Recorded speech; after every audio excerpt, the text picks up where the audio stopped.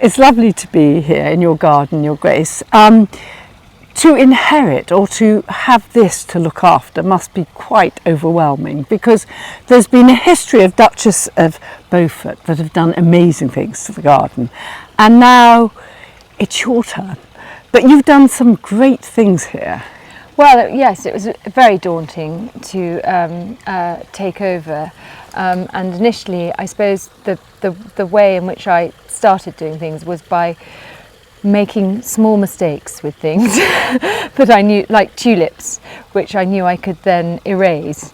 So my first big job when I moved here 6 years ago was to do the bulb border, and I thought, well, I'll try out some bulbs and see how it goes. And 6 years on, we now have a huge tulip garden opening, and I'm still experimenting, and I still have tears about them. but we have a whole spring garden here.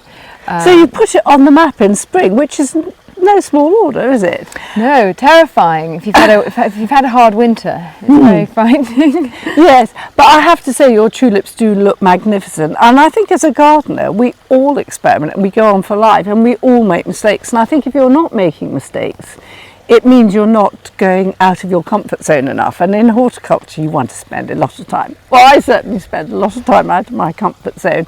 But when I'm looking back to, is it Mary, Duchess of Beaufort, that we would know from the wonderful prints that were commissioned by her in the 1600s, early 1700s, which you've got the wonderful book inside. They are amazing, aren't they? And she was one of the foremost women gardens in Britain at that time. Yeah, she was a botanist.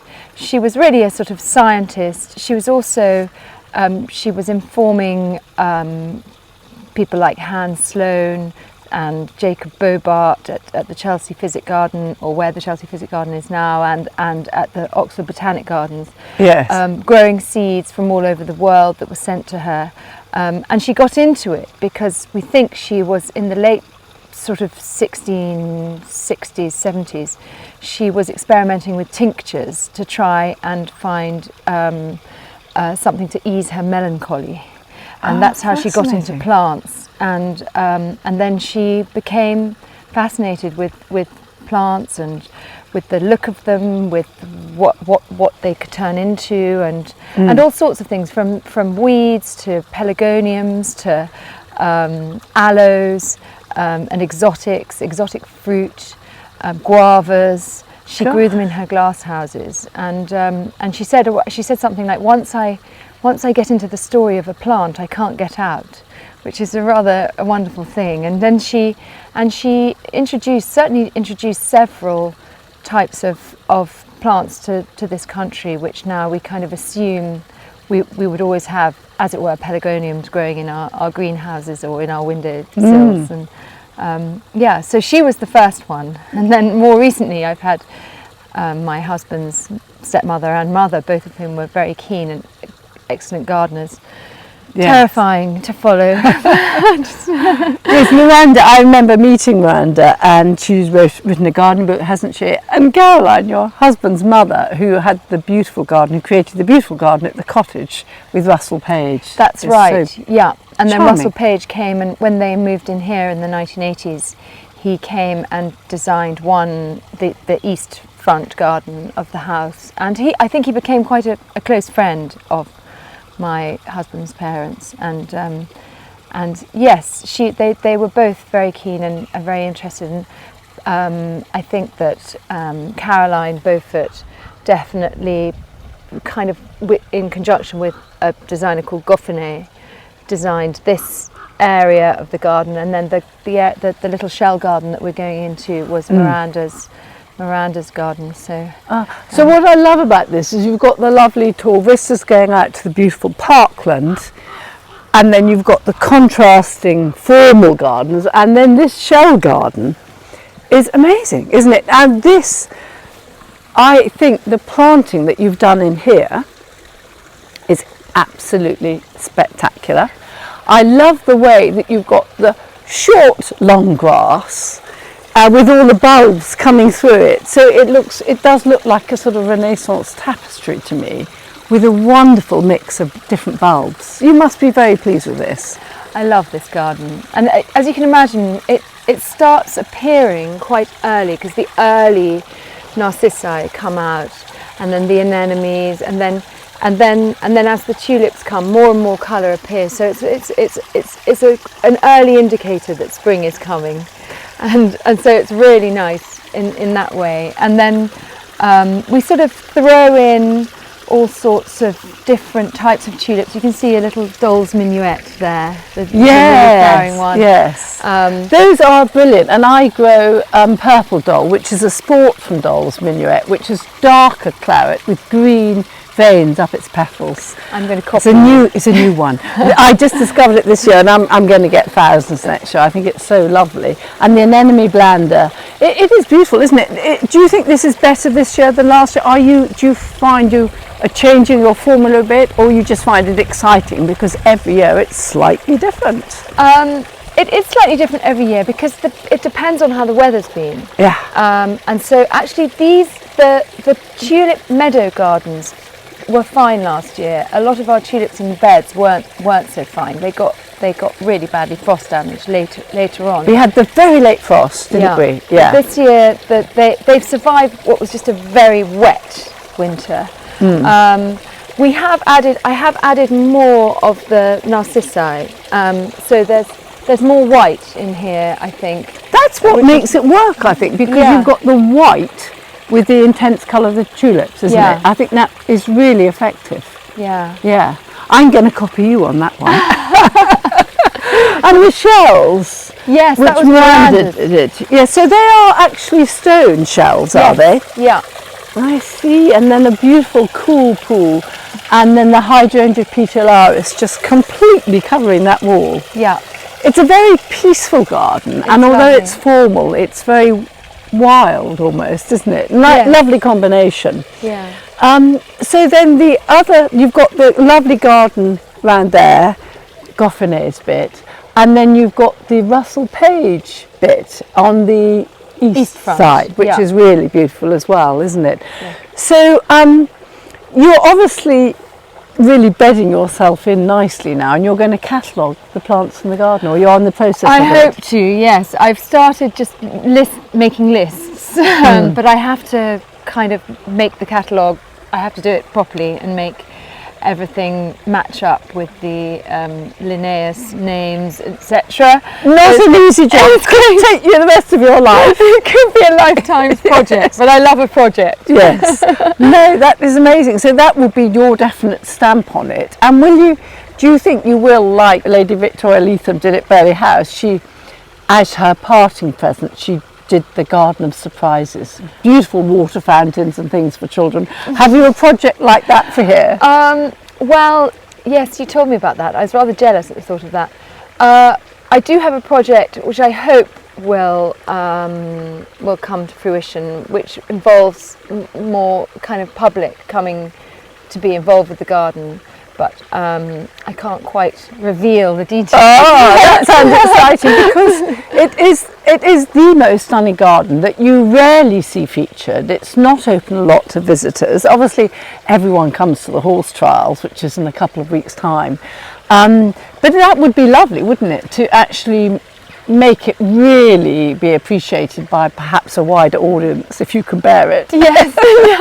Well, we have an idea about how to do that without it meaning that everyone can see me brushing my teeth in the morning.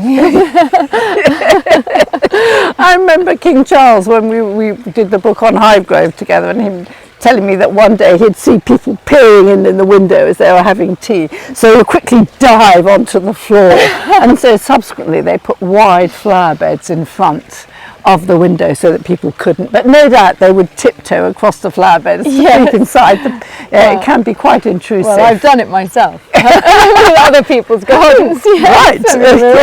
We're all nosy. And one of the fabulous bits of your garden is the wall garden. Yes. I mean, that is tremendous. It's a beautiful mix of flowers and vegetables, and you obviously love picking from there and cooking from there. Yeah. Yes. And will you change that a lot? Were you refining it at all? Or? We always have ongoing ideas. There's always a bed that needs redoing, or we've got a sort of new. I mean, we at the moment we're making sure that all our soft fruits are protected, because we had a disaster last year where all the gooseberries got eaten the day before I was going to go and pick them, and so we've got sort of structural things that we have to do to protect them. It's funny you say that, because I've grown 1 or 2 gooseberries sort of scattered around, and I've never had pest control. And then I spoke to a friend who started growing them commercially, acres of gooseberries, and she said for the first year nothing,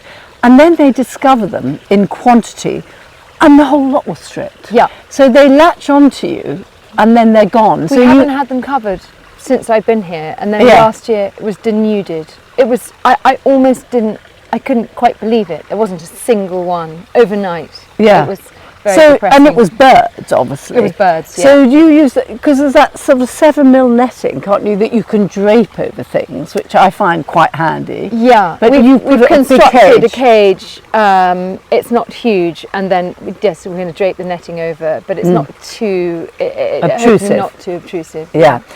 No, it is. That I find every year there's more and more you have to cover. But I always think that the best saying ever in gardening is the shadow of the gardener is the best fertilizer, because you just have to be on it, don't you, and just see and get them before they get you.